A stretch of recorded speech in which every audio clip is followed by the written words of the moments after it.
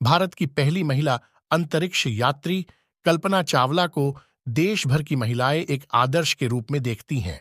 कल्पना ने 2 बार अंतरिक्ष का भ्रमण किया था। इससे पहले राकेश शर्मा वो भारतीय थे जिन्होंने अंतरिक्ष का भ्रमण किया था और चांद पर कदम रखा था। कल्पना का सफर भारतीयों के लिए किसी सपने से कम नहीं है और उन्हें नासा में मिलने वाली जिम्मेदारियां एवं सफलता भारत का सर और ऊंचा कर देती हैं। इसीलिए कल्पना भारत में एक आदर्श, सफल और प्रेरणास्पद महिला के रूप में देखी जाती हैं। कल्पना ने अपनी पहली उड़ान के बाद कहा था, रात का जब समय होता है तब मैं फ्लाइट डेक की लाइट कम कर देती हूं और बाहर गैलेक्सी और तारों को देखती हूं। तब ऐसा महसूस होता है कि आप धरती से या धरती के कोई विशेष टुकड़े से नहीं आते हो, बल्कि आप इस सूर्यमंडल का ही हिस्सा हो। कल्पना भारत के पहले पायलट जे.आर.डी. टाटा से प्रभावित थी, इसलिए उनकी उड़ान में रुचि जे.आर.डी. टाटा की प्रेरणा से ही विकसित हुई थी। भारत ने कल्पना के सम्मान में उनके नाम पर अपने पहले मौसम सैटेलाइट का नाम रखा है, कल्पना 1। कल्पना के देहांत के बाद उनके पति भारत आए थे और कल्पना के भस्मावशेषों को हिमालय पर बिखेरा था ताकि उनकी आत्मा को शांति मिल सके। कल्पना चावला ने अंतरिक्ष में उड़ान भले अमेरिका से भरी हो, लेकिन उनका जन्म भारत में हुआ था। इनकी जन्मतिथि 17 मार्च 1962 है। कल्पना मूलत भारतीय नागरिक थी। इनका जन्म हरियाणा के करनाल जिले में हुआ था। कल्पना ने अपनी बीएससी भी 1982 में भारत के ही पंजाब इंजीनियरिंग कॉलेज से एरोनॉटिकल इंजीनियरिंग में की। उसके बाद वो मास्टर की डिग्री करने टेक्सास चली गई, जहां कल्पना ने टेक्सास यूनिवर्सिटी से 1984 में एरोस्पेस इंजीनियरिंग में एमएससी की। इसके बाद 1988 में उन्होंने कोलोराडो यूनिवर्सिटी से डॉक्टरेट की। कल्पना की परवरिश उन्मुक्त माहौल में हुई थी, जिसमें मेहनत को प्रोत्साहन मिलता था। कल्पना का जन्म संज्योति चावला और बनारसी लाल चावला के यहां हुआ था। कल्पना की 2 बहनें हैं, जिनका नाम दीपा और सुनीता है। इसके अलावा एक भाई संजय भी हैं। कल्पना ने अमेरिका में पढ़ाई के दौरान वहीं पर शादी करने का फैसला कर लिया और उन्होंने अपने flying instructor Jean Pierre Harrison से शादी की थी। इस शादी के बाद कल्पना को यूएस की नागरिकता मिल गई। कल्पना बचपन से जिज्ञासु प्रवृत्ति और स्वतंत्र स्वभाव की थी। कल्पना ने अपना नाम तक खुद चुना था।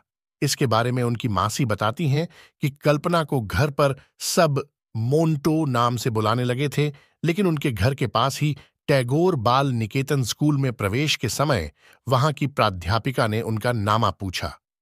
तब कल्पना की मासी ने कहा कि उनके दिमाग में 3 नाम हैं, कल्पना, ज्योत्सना और सुनैना, लेकिन अभी तक कोई नाम तय नहीं हुआ है। तब प्राध्यापिका ने नन्ही चावला से ही उनकी इच्छा पूछी कि उन्हें कौन सा नाम पसंद है, तो उसने तुरंत कल्पना नाम चुना। 1988 में कल्पना चावला ने अपनी डॉक्टरेट पूरी होते ही नासा एम्स रिसर्च सेंटर में power lift computational fluid dynamics में काम करना शुरू कर दिया। उनका शोध एयरक्राफ्ट के आसपास हवा का प्रवाह देखने का था। इस प्रोजेक्ट के पूरा होने के बाद फ्लो सॉल्वर में मैपिंग के साथ गणना का काम किया।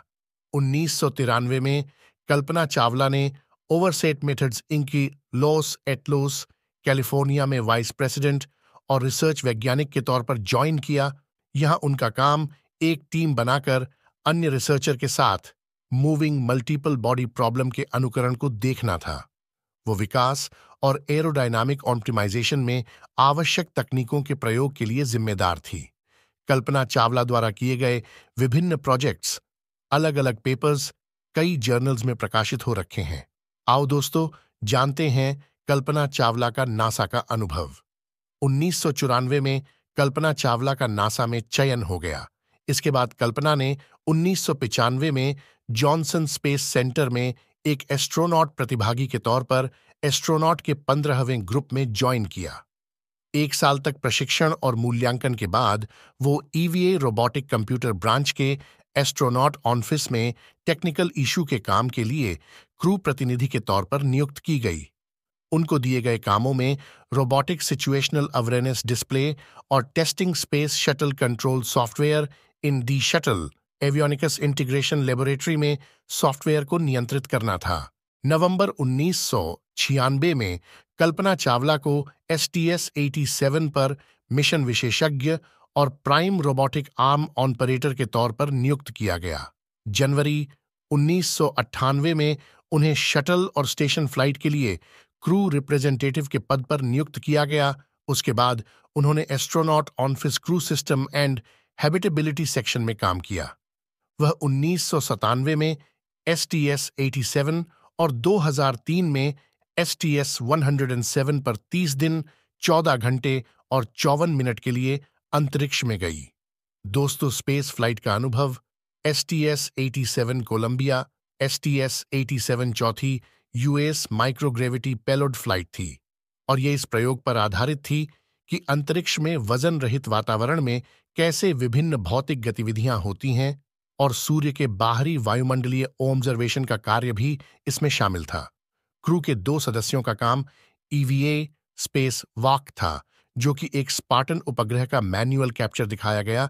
इसके साथ EVA टूल्स की टेस्टिंग और भविष्य के स्पेस स्टेशन असेंबली की प्रक्रिया तय करना था।